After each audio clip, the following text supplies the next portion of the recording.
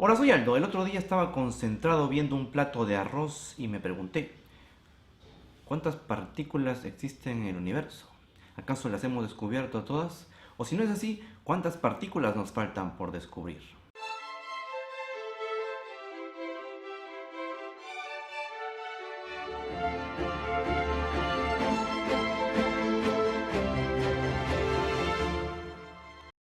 Cuando hablamos de partículas a nivel atómico pensamos en protones, electrones, neutrones, pero ¿cuántas de esas partículas existen en el universo?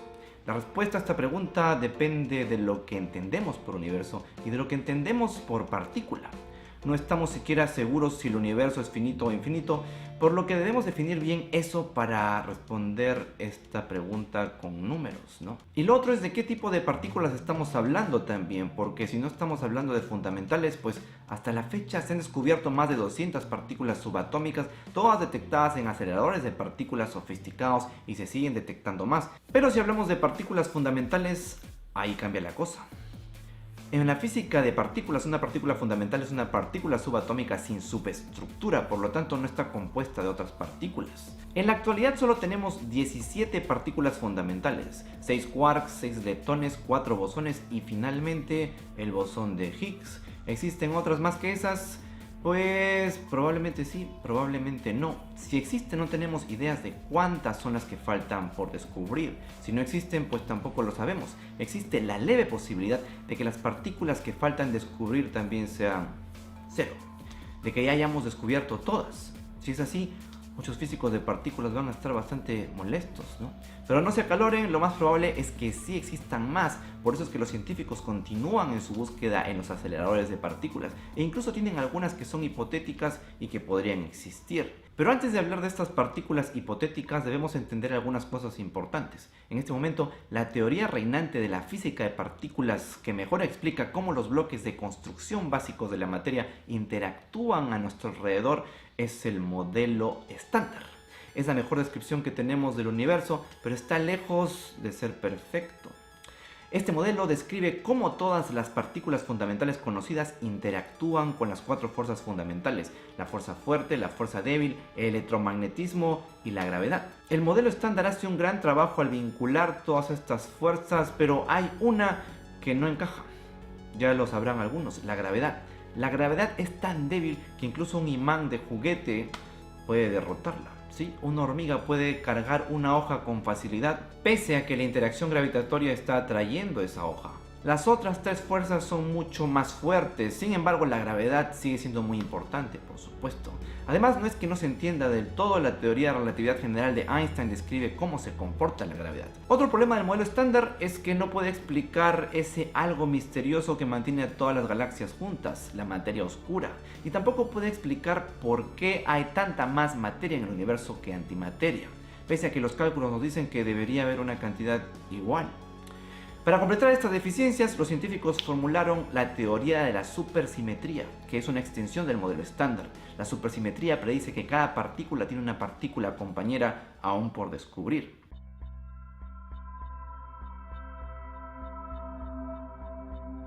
En el modelo estándar hay dos tipos de partículas, los bosones y los fermiones. Los ejemplos de bosones incluyen partículas fundamentales tales como fotones, gluones, bosones W y Z, el bosón de Higgs y el hipotético gravitón de la gravedad cuántica.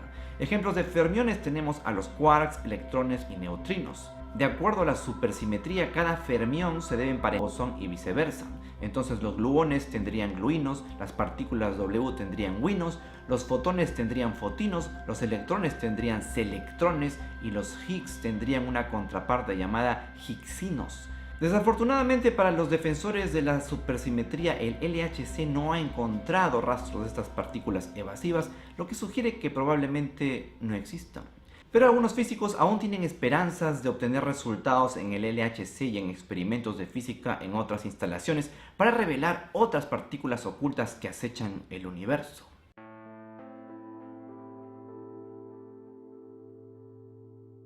Otras partículas que también predicen la supersimetría y que podrían existir son los neutralinos. Son partículas hipotéticas que no tienen carga, pero que podrían explicar la materia oscura. En la teoría supersimétrica, una mezcla de todas las partículas portadoras de fuerza excepto los gluinos crearían neutralinos. Los neutralinos se habrían formado en el universo primitivo y dejaron suficientes huellas para explicar la presencia de materia oscura cuya fuerza gravitatoria se siente hoy.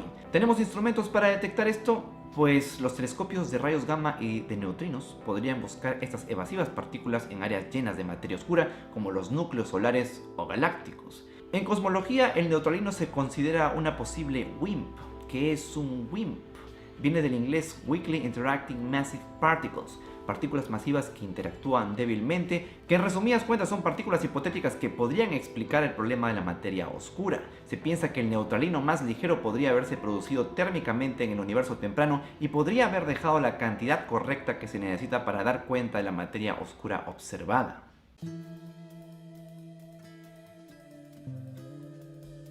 Hay algo que ha sido una piedra en el zapato para los físicos desde la época de Albert Einstein: cómo crear una teoría única que capture todas las fuerzas fundamentales como la gravedad y el comportamiento de las partículas cuánticas. Sí, la teoría reinante de la física de partículas no incluye la gravedad. Esa pregunta ha llevado a los físicos a proponer partículas de gravedad cuántica conocidos como gravitones, que son partículas diminutas sin masa que emiten ondas gravitacionales. El gravitón es el cuanto del campo gravitatorio, así como el fotón es el cuanto del campo electromagnético. Cuando decimos que las cargas opuestas se atraen, se debe al intercambio de fotones entre las dos partículas. Del mismo modo, cuando la materia atrae a la materia debido a la gravedad, se debería al intercambio de gravitones. En teoría, cada gravitón ejercería una presión sobre la materia en el universo, pero las partículas serían difíciles de detectar porque interactúan débilmente con la materia.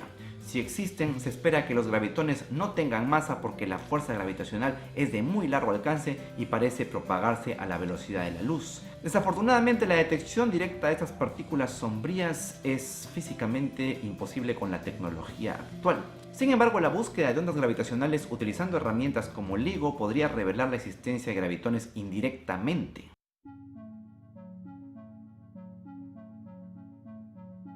Hace unos años, científicos encontraron rastros de una partícula también extraña. La llamaron la no partícula. También conocida como condensado cristalino de color, estaría conformada por una agrupación fluida de gluones y se piensa que serviría para direccionar a otras partículas en una misma dirección. El descubrimiento de esta partícula podría llevarnos a una quinta fuerza de la naturaleza, la de las interacciones spin-spin de largo alcance. En escalas más pequeñas, una interacción de spin de corto alcance es común. Es la fuerza que alinea la dirección del spin de electrones en imanes y metales, pero las interacciones más largas son mucho más esquivas. Si esa fuerza existe, tendría que ser 1.000.000 de veces más pequeña que la que se encuentra entre un electrón y un neutrón. Para encontrar el objeto, los físicos están buscando dentro del manto de la Tierra, donde toneladas de electrones se agrupan alineados con el campo magnético. Cualquier pequeña perturbación en esa alineación podría revelar un indicio de la no partícula.